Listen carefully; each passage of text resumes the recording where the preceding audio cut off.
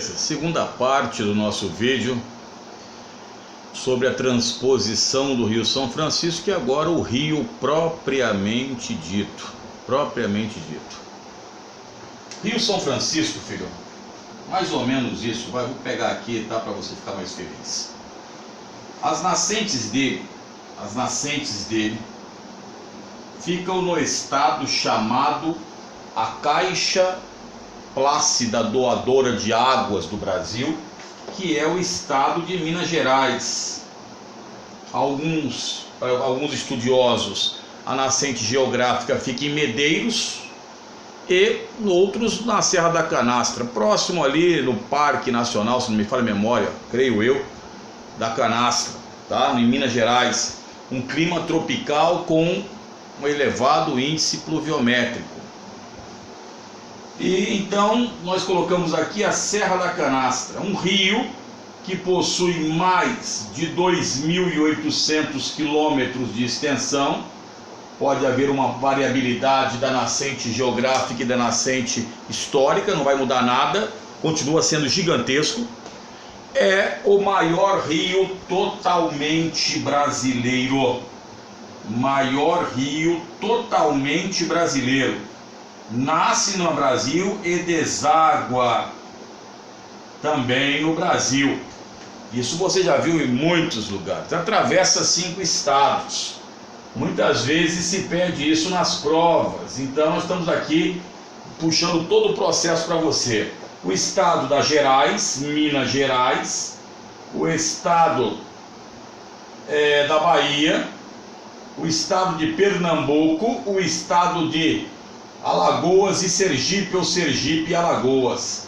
Então, 5 estados são atravessados pelo Rio São Francisco. O débito fluvial dele chega a mais ou menos, quase, não chega a isso, 3.000 metros cúbicos por segundo. Para uma comparação, o Rio Amazonas tem mais ou menos um débito fluvial de aproximadamente 100.000 metros cúbicos por segundo. Lógico, está em clima equatorial. E veja, o São Francisco atravessa áreas de climas quentes contrastantes.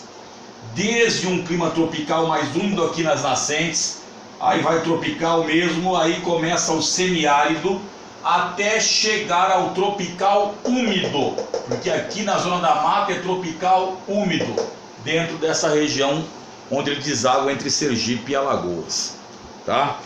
O São Francisco, você sabe, ele leva vários nomes.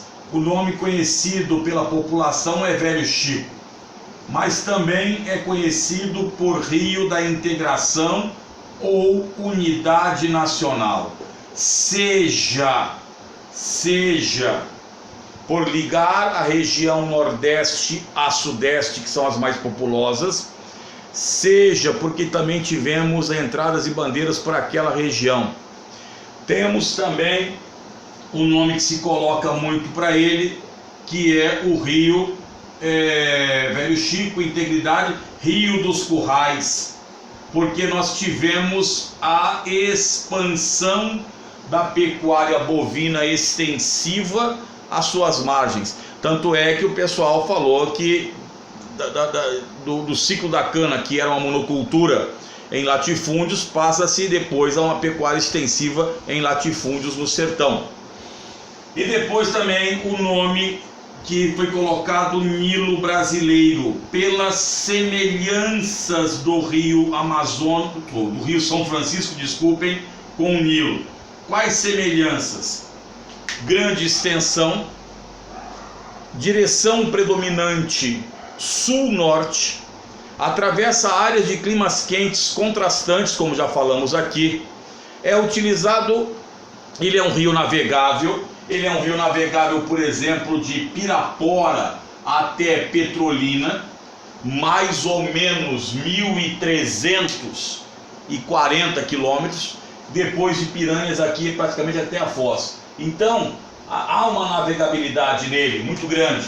Geração de energia, o Nilo também tem as usinas hidrelétricas de Assuã e Aciute.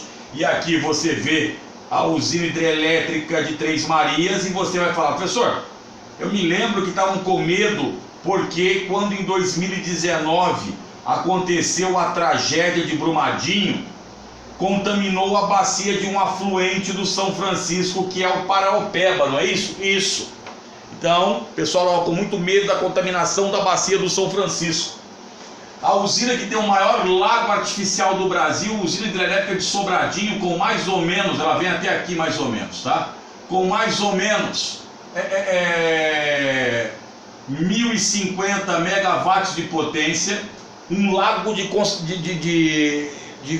tamanho considerável. Se você for lá, você não acredita que haja seca no sertão.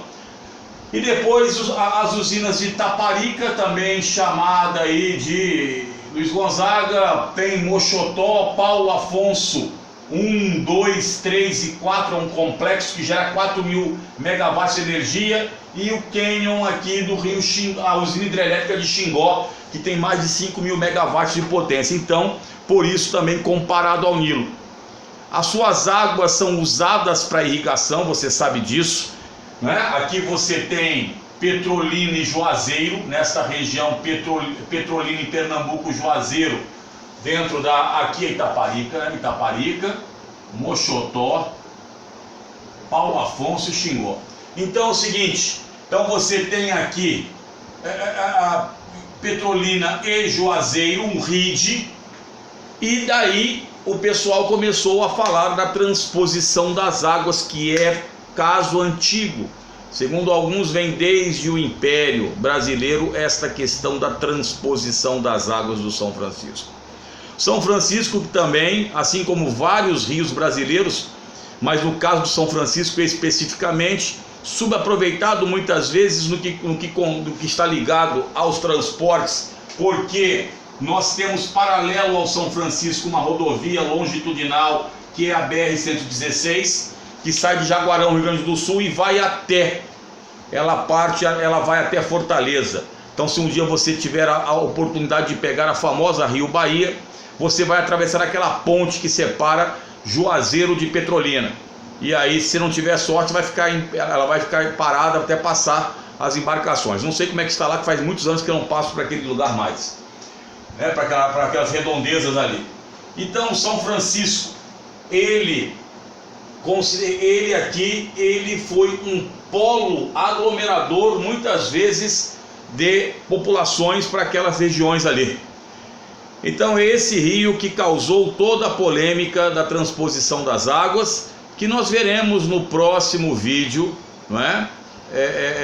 Com tranquilidade, essa transposição.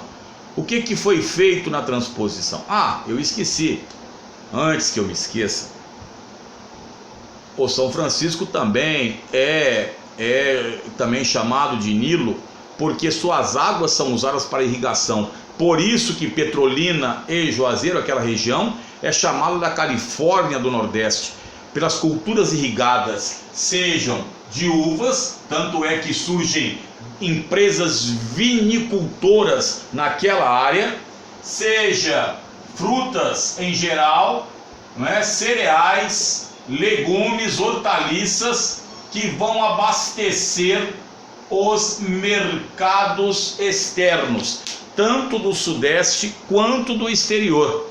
Então reparem a importância. E o processo de irrigação causou naquela área, isso tem que ser colocado, em algumas regiões, a chamada salinização dos solos, que foi o excesso de sais em determinados locais. Então nós passamos aí uma palhinha do Rio São Francisco, um rio importantíssimo dentro do Brasil, tanto em termos históricos, quanto também em termos de geração de energia, e termos econômicos, e termos também de agricultura. No próximo vídeo, que eu espero ser o último dos 3, nós falaremos sobre a transposição em si, as polêmicas, as vantagens e desvantagens desse projeto. Fala conosco, tamo junto. Já Elvis, rapidamente indo para lá, paradinha Louco Abreu.